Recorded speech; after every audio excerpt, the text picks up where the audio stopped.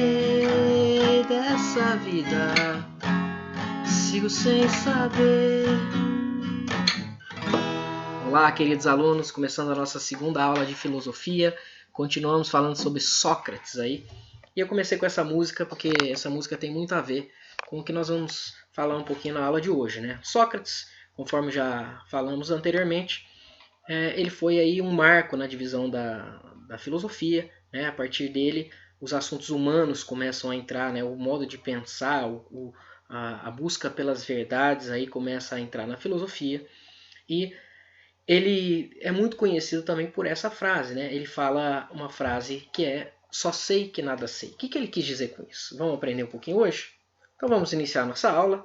Bom, nós estávamos falando então na aula anterior, na primeira aula de filosofia, sobre Sócrates, né? A primeira videoaula, que ele pregava o autoconhecimento, né? Ele falava que antes de conhecer o mundo, antes de conhecer as outras coisas, o homem deveria buscar um autoconhecimento, fazer um exercício de autoconhecimento para ele se conhecer, né? Através desse autoconhecimento, o homem ele deixa de se preocupar com o mundo, com as coisas, né? Ele achava que o corpo aprisionava a alma, então o homem ele tem que conhecer a sua própria alma, se autoconhecer. Então ele está questionando o que é o homem, né? Quem é o homem. Então o homem passa a ser aí o centro da filosofia a partir de Sócrates, né?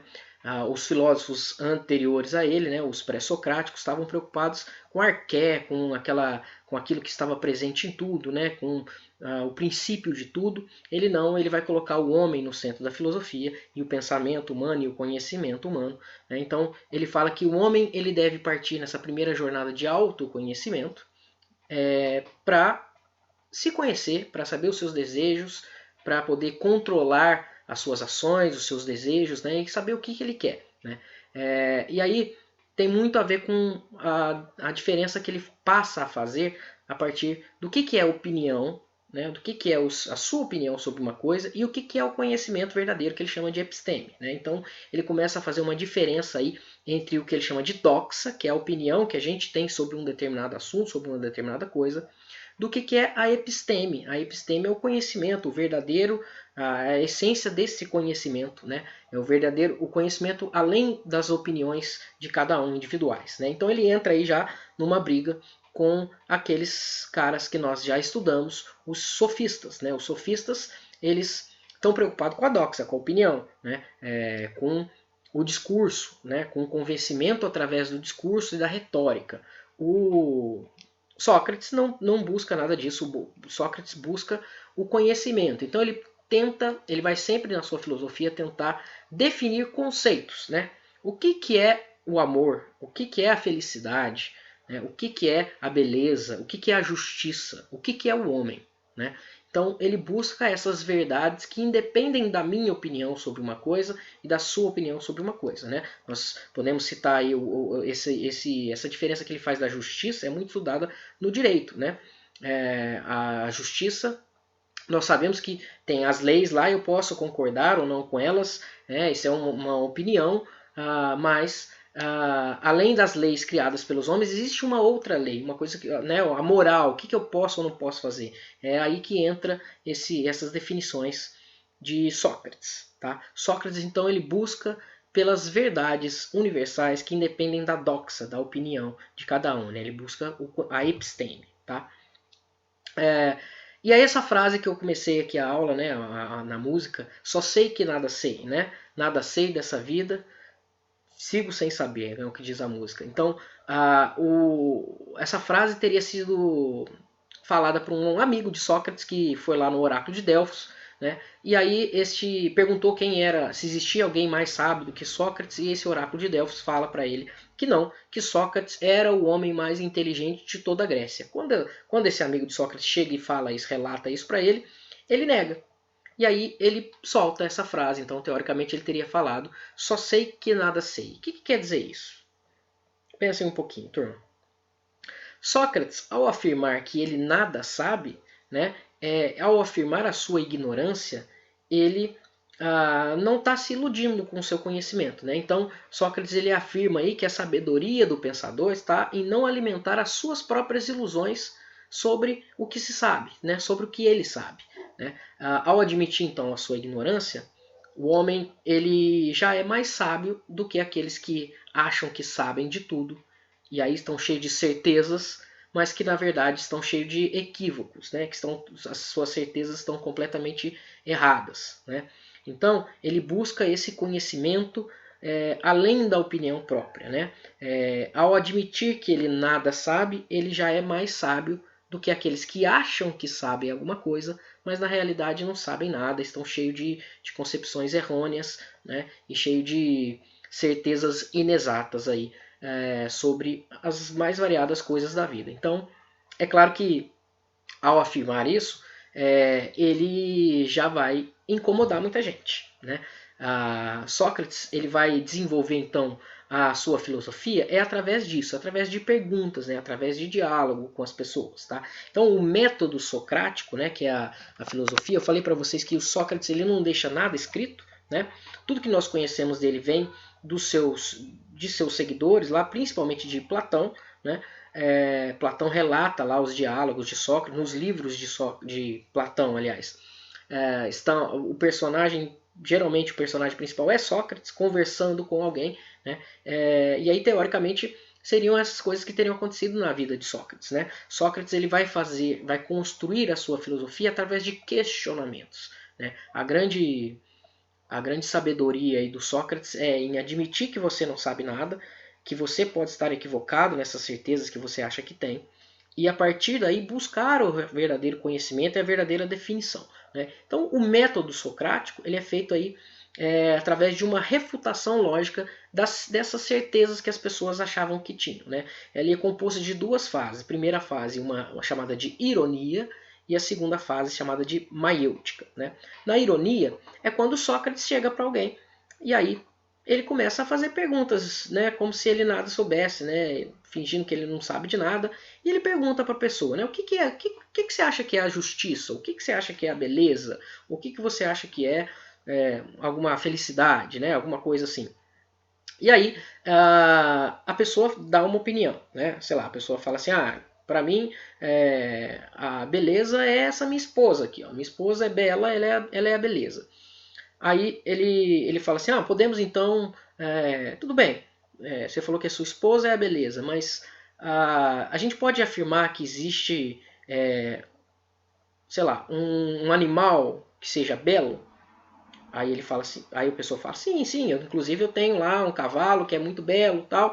Fala assim, então a beleza não é a sua esposa, né? Não é o cavalo, né? Mas o que é a beleza? Aí fala assim, não, mas comparado com a minha esposa, o cavalo não vai ser belo. Fala assim, mas tudo bem, mas a sua esposa comparado com os deuses, por exemplo, ela não vai ser tão bela quanto. E aí ele fica questionando, e aí a pessoa percebe que ela tinha uma definição que é ligada à doxa, que é ligada à opinião, e não ao conceito real de beleza, do que era beleza. Então ele vai destruindo aí a argumentação das pessoas, até que essas pessoas ficam confusas, né, começam a bater a cabeça e percebem que elas estavam cheias de coisas erradas, né, de definições, de certezas que não eram as verdades em si, né? E aí a partir daí ele passa então para um segundo passo, que é a maiêutica, né? Maiêutica tem esse nome, quer dizer parto, né? Porque ele falava que ele fazia a mãe dele, homenageia a mãe dele era parteira, eu falei na aula passada, né? A mãe dele auxiliava ali no nascimento de crianças, ele fala que ele vai auxiliar no nascimento das ideias, né? A maiêutica então vai ser esse parto das ideias, que ele, através dos questionamentos, dessas conversas, desses diálogos, vai fazer com que a própria pessoa vá definindo melhor o seu conceito, né? Então, ele pergunta lá, o que é justiça? Né? O que é justiça? Justiça é ser justo, é cumprir a lei. Aí ele fala assim, mas e se essa lei prejudica uma pessoa que não fez nada de errado, mas ela está sendo prejudicada por essa lei? É justo? Aí, não é assim. Então, a pessoa vai definindo melhor os seus conceitos, né? Então ele vai fazendo esses questionamentos, ele vai colocando perguntas para que as pessoas possam, a partir dessas perguntas, ir definindo melhor os conceitos, né? Então entendam, ele está o conhecimento, ele nunca coloca a resposta na boca da pessoa. Ele induz a questionamentos para que as próprias pessoas vão construindo ou lapidando melhor as ideias que eles tinham sobre as coisas, até chegar a um conceito, a uma definição que não é baseado em numa opinião própria. Tá?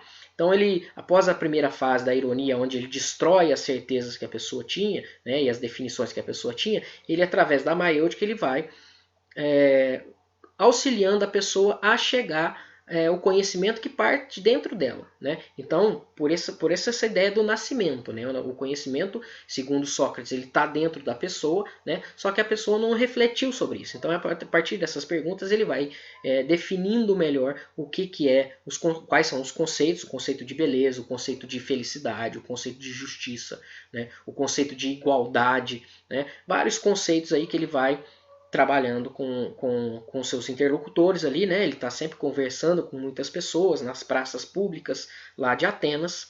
E aí, claro que com esses questionamentos, né, ele vai induzir a juventude a questionar, inclusive a questionar por que eles têm que seguir determinadas regras, por que eles têm que seguir determinadas ordens, por que determinadas pessoas têm privilégios e outras não. Né? Então aquela ordem social ali começa a ser questionada. E claro que ele vai arranjar muitos inimigos. Né? Então, o método socrático é justamente esse. Né? O método socrático também é conhecido como dialética. Né? Dialética é quando você tem aí esse diálogo com duas visões opostas ali que vão entrar em choque. Né? Então, essa dialética socrática consiste numa conversa entre o filósofo, ele Sócrates, e o interlocutor que, via de regra, afirma que domina um determinado assunto.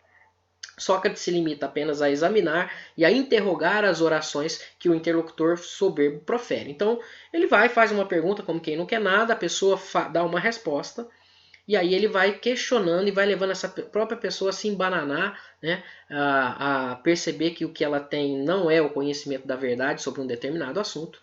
E aí, né, através dessas perguntas, continuando aqui no slide, através dessas perguntas, que vai fazendo ao longo do diálogo, o filósofo interpreta as verdades daquele que está convencido do que sabe.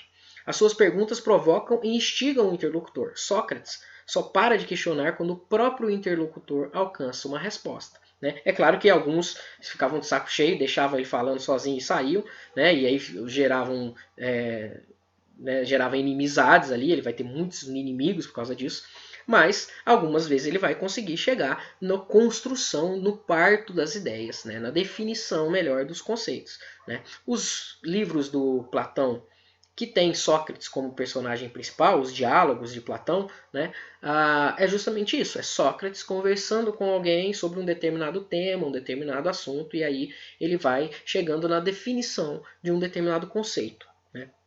É claro que esse método, como eu falei, ele vai incomodar muita gente, principalmente os poderosos, né? Que agora estão sendo questionados o tempo todo. E aí Sócrates começa a colecionar diversos inimigos, né? E aí Sócrates vai ser então punido. Sócrates vai ser acusado de... ele vai ser chamado de sofista, né? Aliás, uma briga dele era justamente com os sofistas, porque ele está em busca da verdade, né? Os sofistas ficam ali com aquela argumentação, né? Manipulando as verdades, às vezes, para ganhar uma discussão.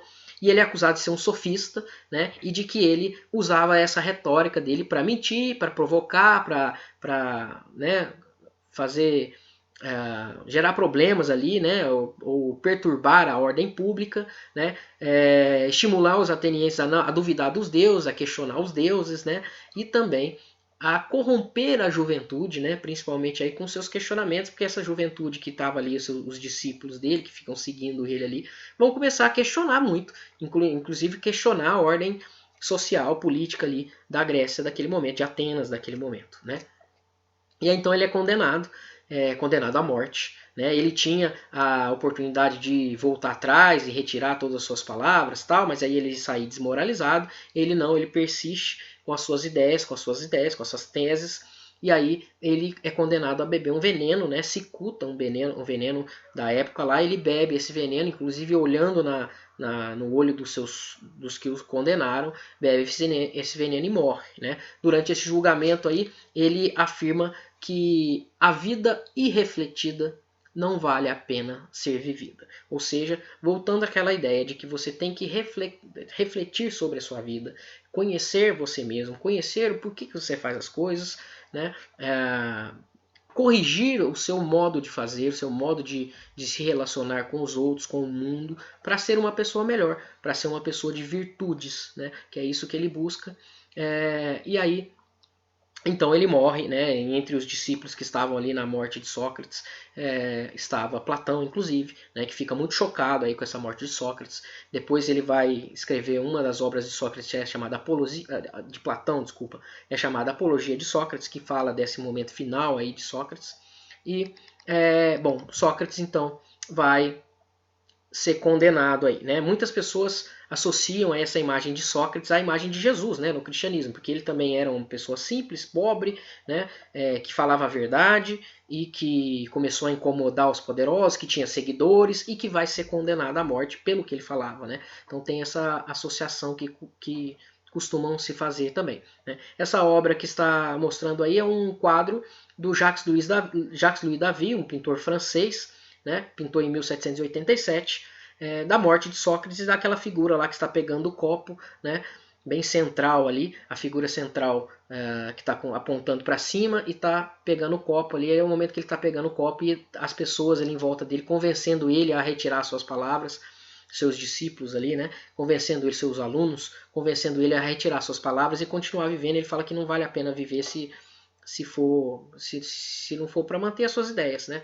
Então ele acaba sendo condenado à morte. Bom, esse foi então Sócrates, um dos grandes filósofos aí da filosofia grega, né, da antiguidade grega, e Sócrates, como eu disse, vai gerar muita mudança aí na filosofia, inclusive seus discípulos, né, Platão e todos os outros que o seguiram, Aristóteles também, né, podem ser todos colocados aí dentro dessa escola socrática, vão mudar a filosofia. Tá? A partir de Sócrates, a filosofia não vai ser a mesma filosofia grega. Ok?